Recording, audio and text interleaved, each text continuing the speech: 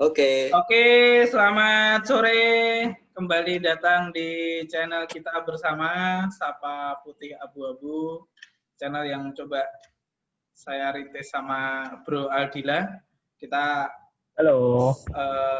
Satu persatu menyapa teman-teman Putih Abu-Abu kita. Sekarang hari ini, Bro Aldila, kita udah kedatangan sama salah satu teman SMA kita, Putih Abu-Abu kita, Mas Julius Adiwijaya. Selamat sore, Mas Julius. Sore. Selamat sore, Pak Jul. Dulu panggilannya di SMA Pak Jul ya? Iya. Di rumah, Jul? Di rumah WFH ya? Kebetulan seminggu ini WFH di rumah. Ya, jadi Julius ini sekarang tinggalnya di daerah Cikarang ya? Di Bekasi atau Cikarang ya? Kota Bekasi ya. Kota Bekasi ya. Masih masuk Bekasi kan ya? Masih masuk Bekasi ya. Jadi Bekasi. Ini Jul, minggu lalu sih kita coba ngobrol sama Bro Wianto.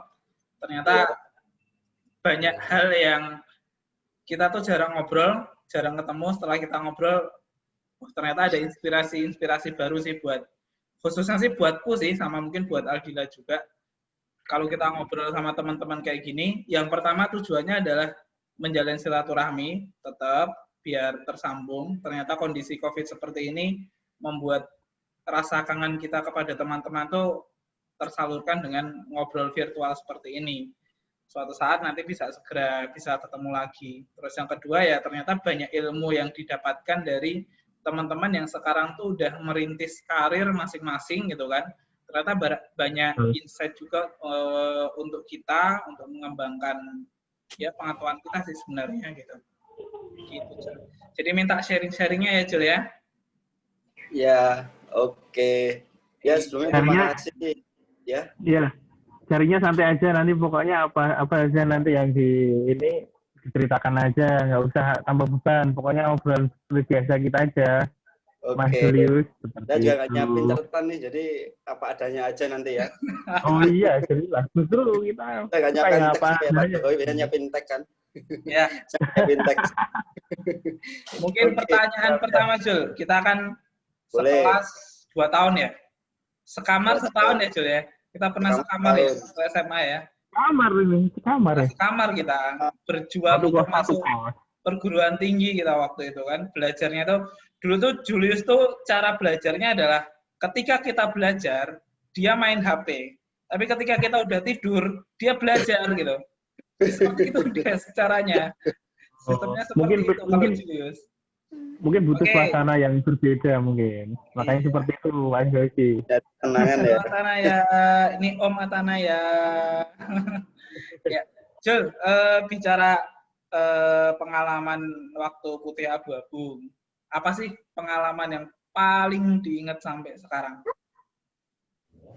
Ya, banyak ya. Pertama ini pada waktu kita belajar di kelas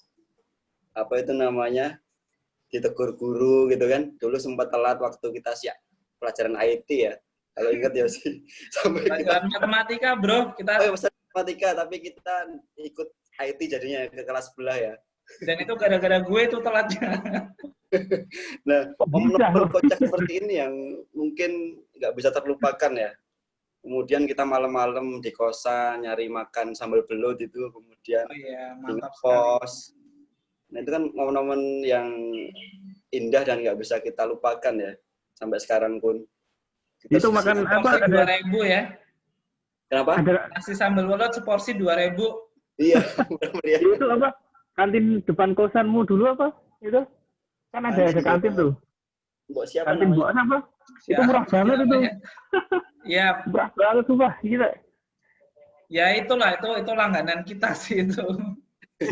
Iya. Kalau enggak angkringan di depan Selamat, kalau enggak di siapa itu yang depan SMK 3 itu lupa namanya. Oh, itu angkringan terenak itu. Iya. Sampai sekarang sih kalau aku pulang kadang masih mampir di sana. Kemudian ikut les neutron kan terakhir kelas 3 itu belajar bareng gitu. Main bareng, main bola ikut Amazon Cup ya. Ya kita kelas kita nggak jago-jago cuman kan seru. Iya, gara-gara Mas Yosi gagal penalti kita kalah ya. Ampun. Masih ingat. Nah itu sih ya sama Dila. Jadi momen indah itu mungkin yang kita di dunia kerja ini sulit ya kita dapat ya gitu. Oh iya. Mungkin dulu PR terberat kita di ujian hidup kita ya PR matematika kali ya. Kalau sekarang di kerjaan ya bisa ada KPI, ada. Sekarang PR-nya nyari susu untuk anak ya, Jul? Betul. Susu anak sama bedak untuk istri. Oh iya. Itu sih, Jas. Iya, ya, terima kasih. Oke, siap. Dulu Pak Jo pas zaman SMA itu ada apa? Ada guru ataupun orang yang mungkin di ini nggak? Apa?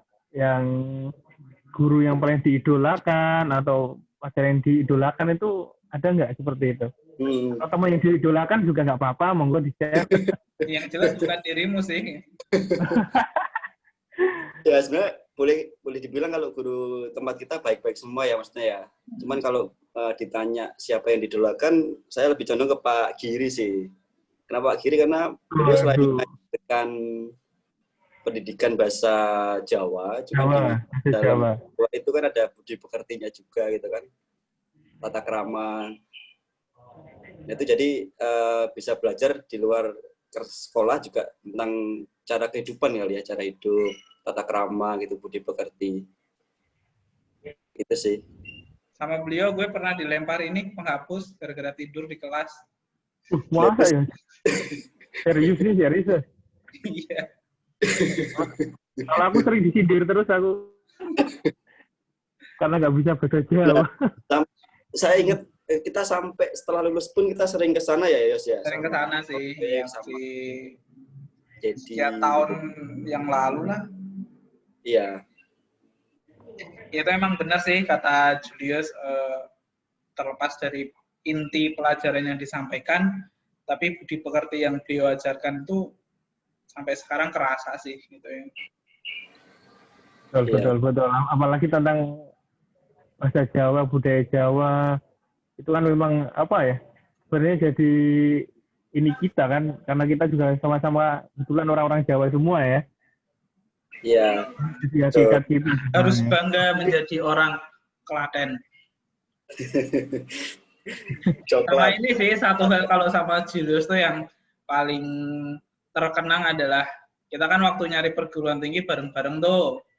Iya. Kita tes ke Semarang bareng-bareng berempat. Delalanya bertiga keterima, Julius waktu itu masih belum. Tapi satu-satunya dari berempat yang keterima UGM cuma Mas Bro Julius ini, Bro. Wih, luar biasa di Universitas mahasiswa UGM kan.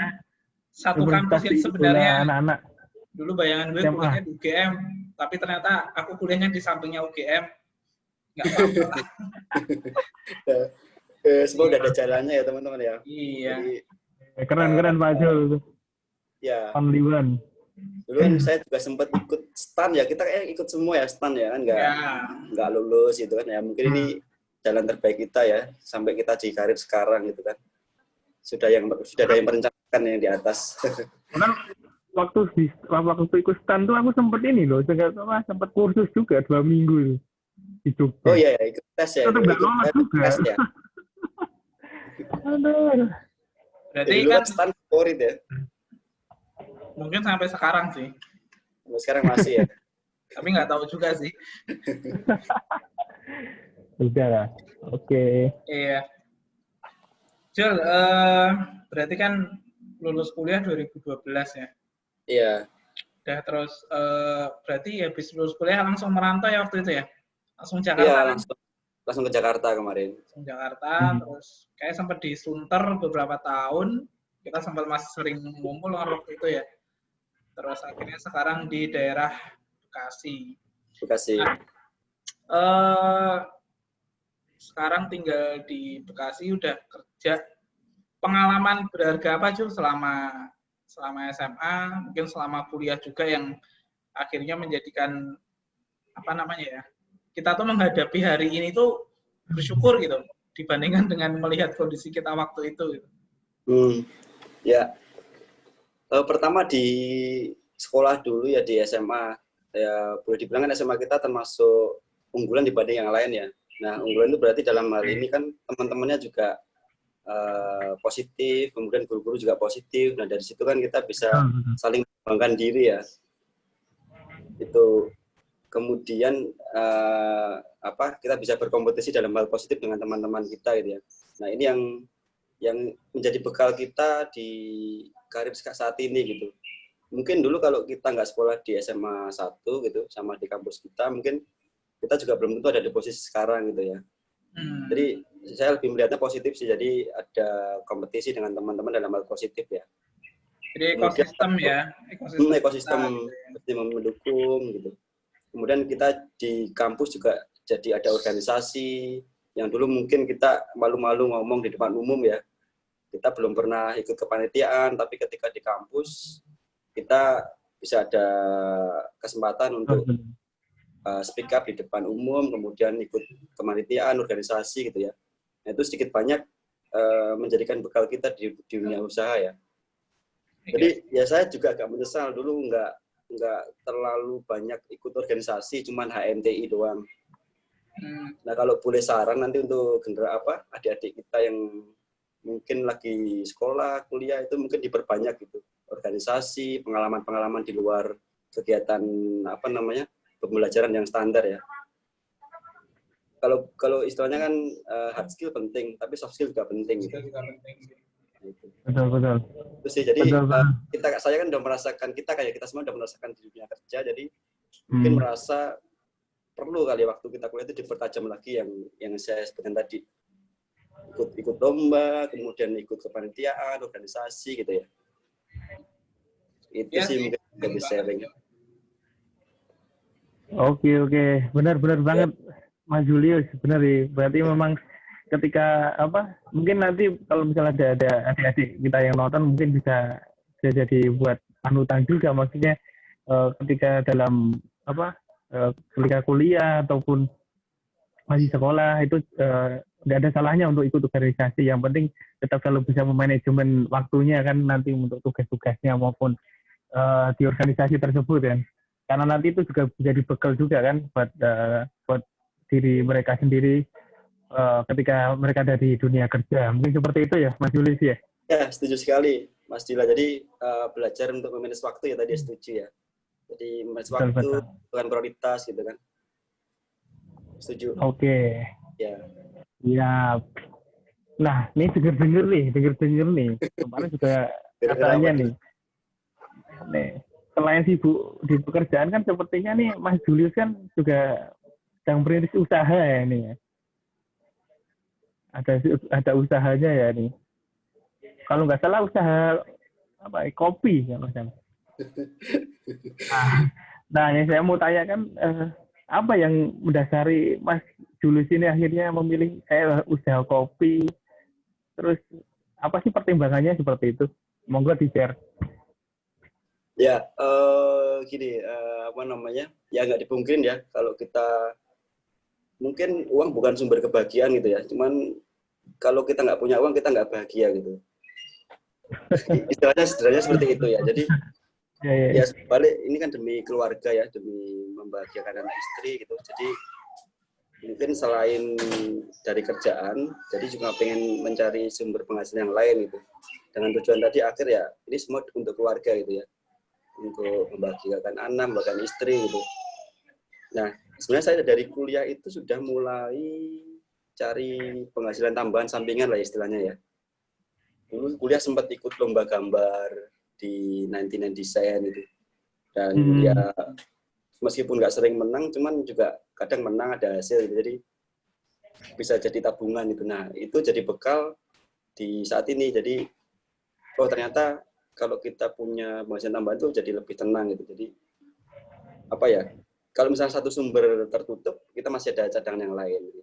Nah, ditambah kondisi sekarang kan lagi pandemi gitu. Betul. Nah, pandemi, jadi ya kalau sebisa mungkin saran saya pribadi, kalau kita mau aman secara finansial ya harus ada sumber yang lain. Nanti nggak cuma dari usaha langsung ya, mungkin teman-teman bisa investasi kayak di saham, kemudian emas, apapun caranya, yang penting balik lagi tujuannya untuk keluarga kita ya. Nah, berangkat dari situ, kemarin di awal Februari itu saya mulai buka warung kopi yang tadi Mas Dila bilang, cuman ini bukan dalam ini ya, tanda kutip ini masih skala kecil, warung kopi istilahnya, bukan coffee shop ya. Ya di tempatnya juga nggak terlalu di kota gitu kan. Nah tapi dari sini bisa belajar nih, kalau kata orang usaha itu paling susah ketika mau mulai gitu. Jadi kalau mulai ya kita sebenarnya sudah menang atas diri kita sendiri gitu. Tinggal kita manage supaya bisnis tetap jalan gitu, usaha ini tetap jalan. Nah, bagi teman-teman yang mungkin berminat untuk usaha, jangan ragu, jangan terlalu banyak berpikir. Kalau udah ada ide, udah ada dukungan dari keluarga, segera dieksekusi. Gitu. Mantap. Itu sih teman-teman. Mungkin ini Jo, challenge-nya itu manage waktunya ya. Kan mungkin jam 8 sampai jam 5-nya udah jelas di kantor gitu kan. Sementara gimana nyisihin waktu untuk tetap bisa usaha tetap jalan, tapi main job kita juga tetap nggak terganggu gitu. Apa artinya berarti kan istirahatnya akan berkurang kan?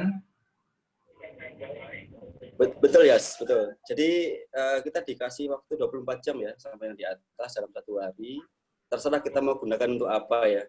Apakah kita mau kerja 8 jam kemudian 16 jamnya tidur, atau kita 8 jam kerja, 8 jam tidur, dan 8 jam bisa kita pakai untuk yang lain. Nah, itu terserah kita masing-masing ya. Nah, cuman kalau kita mau usaha itu, waktu itu akan selalu ada gitu, tergantung kita manage-nya ya. Yang penting kita bisa menentukan tadi skala prioritas, yang tadi di awal sempat kita diskusikan. Ya kita bagi, kerja tetap profesional gitu ya, tanggung jawab tetap kita kerjakan, tapi sisihkan waktu untuk usaha gitu. Kalau kemarin awal-awal emang karena belum biasa agak berat, jadi ketika pulang kantor sekitar jam 6, biasanya kan langsung pulang ke rumah jam 6:30 sampai ya. Tapi karena ini ngurus usaha, jadi mungkin sampai rumah jam 9:30, jam 10 gitu. Nah, artinya kan ada waktu yang dikorbankan ya, apalagi betul. Ada anak yang lagi lucu-lucunya gitu. Itu gimana memilih opsi itu? Ya, kita balik lagi ke tujuan awal tadi. Tujuan awal untuk usaha sebenarnya kembali untuk keluarga juga ya, untuk anak sama untuk istri. Nah, nggak apa-apa kita berkorban sementara, tapi tujuan akhirnya nanti kita punya kebebasan waktu dan kebebasan finansial. Gitu. Mantap. Ketika usaha sudah jalan, kita bisa delegasi ke tim ya, yang sudah kita percaya, mungkin karyawan. Nah, nanti tinggal kita monitor gitu. Kalau untuk saat ini pun juga sedikit aja sudah saya lepas, meskipun sekarang masih kecil ya. Jadi saya cuma ngontrol mungkin sehari sekali setiap sore, nggak kayak awal-awal dulu gitu sih. Tetap sih di awal tetap ada waktu yang akan tersita untuk itu ya sama Dila. Oke, seperti itu.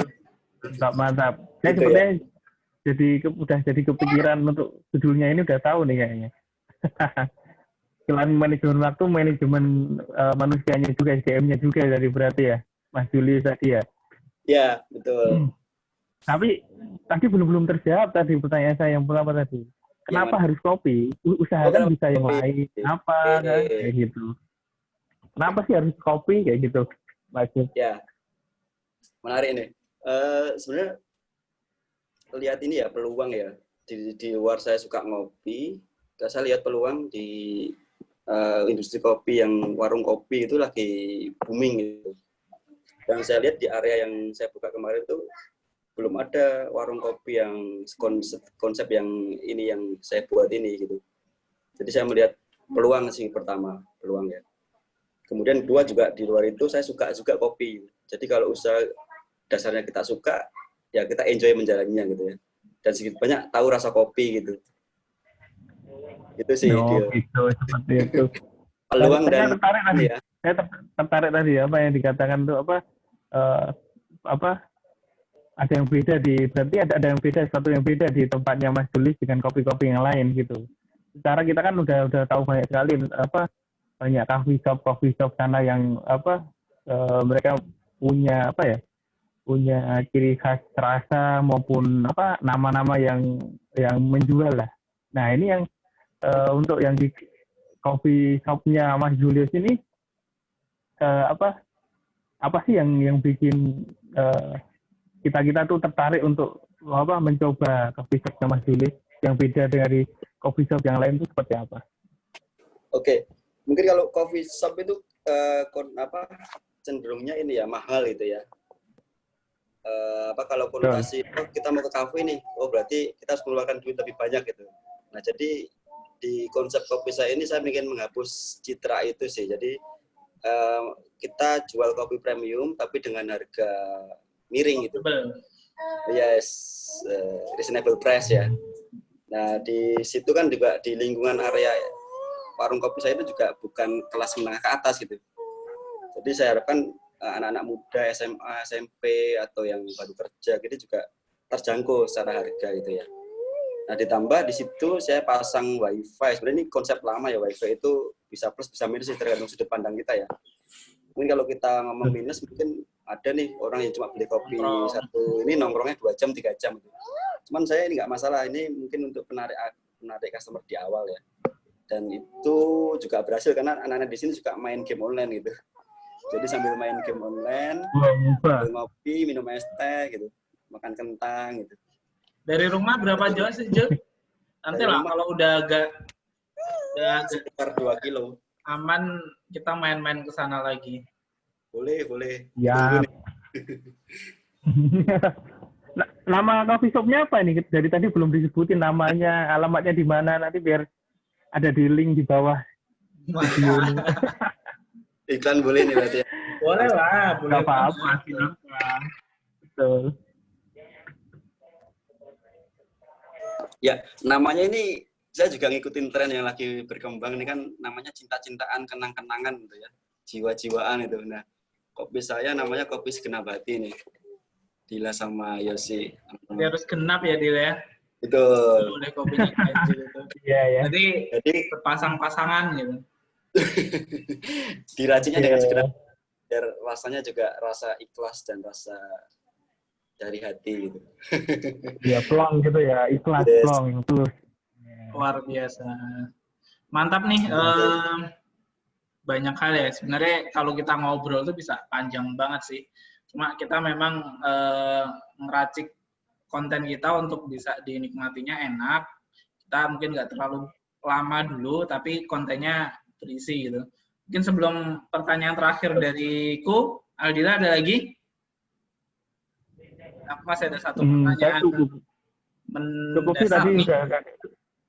Sepertinya memang udah di Mas Juli udah sempat nyebutin tips triknya juga mungkin, atau mungkin mau diulang lagi tips triknya, misal gimana sih kalau kita mau membangun usaha, apalagi di saat masa pandemi seperti ini. Tadi sebenarnya sudah disampaikan kalau ya.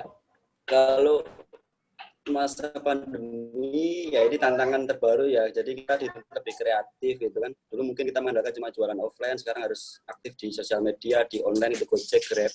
Itu tips triknya. Nah cuman yang keywordnya adalah ketika mau mulai bisnis ya kunci utama ada dimulai gitu. Kadang kita memulai sih itu yang jujur sampai sekarang masih bingung gue mau usaha apa gitu, karena mulainya nggak tahu mau dari mana, masih banyak belajar gitu. Kalau kita mikir nggak ada waktu itu nggak akan mulai sih. Iya. Gitu. Tapi kalau kita mikir ada jalan sih. Siap. Itu pengalaman ya kemarin ya yang pada waktu bikin warung kopi. Mantap. Oke, last question, Jul. Aku tuh tertarik banget tadi statement Julius ketika selalu mengangkat ini tuh untuk siapa sih? Untuk keluarga kan. Nah, pertanyaannya adalah seberapa penting nih Julius memandang sebuah keluarga? Itu yang satu, keluarga kecil Julius sekarang.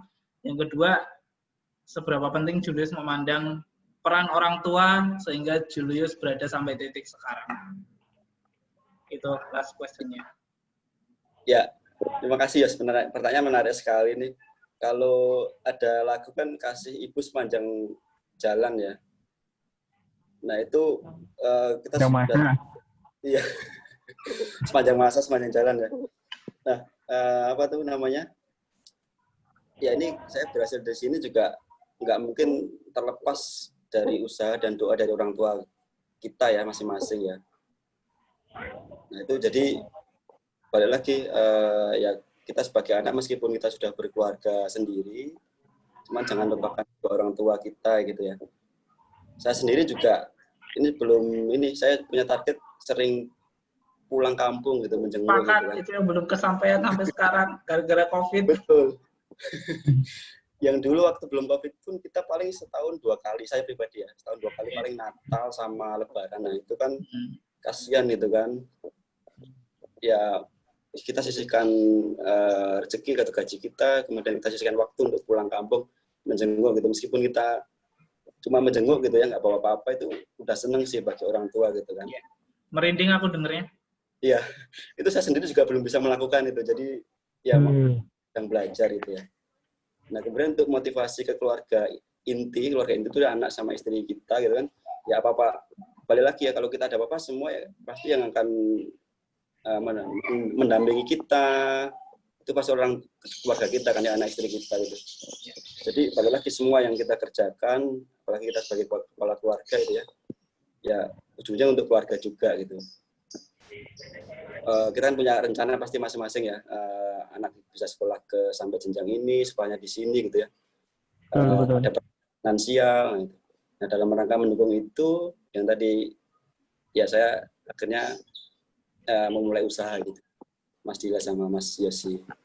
Ya, menarik gitu sekali, Julius, luar biasa nih. Asli sebenarnya kalau kita tuh sering ngobrol gitu mungkin bisa saling ngasih ini ya, ngasih insight, ngasih inspirasi sebenarnya. Bermanfaat lah. Jadi betul. semoga obrolan kita bermanfaat, minimal buat kita gitu kan, minimal buat kita bertiga. Tapi siapa tahu ketika kita share ini ke media sosial bisa bermanfaat juga buat yang lain. Iya. Amin. Siap, oke. Terima kasih. Mau closing statement gitu? Ini biar mau closing gitu. Baik, closing dulu. Ya intinya makasih Yosi sama Dila sudah invite saya di channel YouTube-nya ya. Ya semoga apa yang kita obrolkan tadi bisa bermanfaat khususnya bagi kita bertiga sama nanti bagi pemirsa yang mungkin mendengarkan, melihat video kita ya. Intinya tetap stay positif gitu dalam kondisi susah ini. Apa yang bisa kita lakukan untuk keluarga dan untuk bangsa negara kita, mari kita lakukan gitu. Kita mungkin boleh nggak setuju sama pemerintah gitu ya. Cuman lebih baik kita turun tangan, kita take action gitu ya. Kita buka usaha, kita mungkin berdoa gitu ya. Gitu. Itu sih pesan terakhir. Terima kasih. Oke, thank you Julius. Adila. Thank you. Terima kasih. Thank you. Julius waktunya. Selamat beristirahat kembali, berkumpul keluarga. Sukses untuk kedai kopinya. Oke, see you teman-teman. Sampai ketemu kita Kopi Darat. Oke, selamat sore. Halo, selamat sore. Assalamualaikum warahmatullahi wabarakatuh. Waalaikumsalam.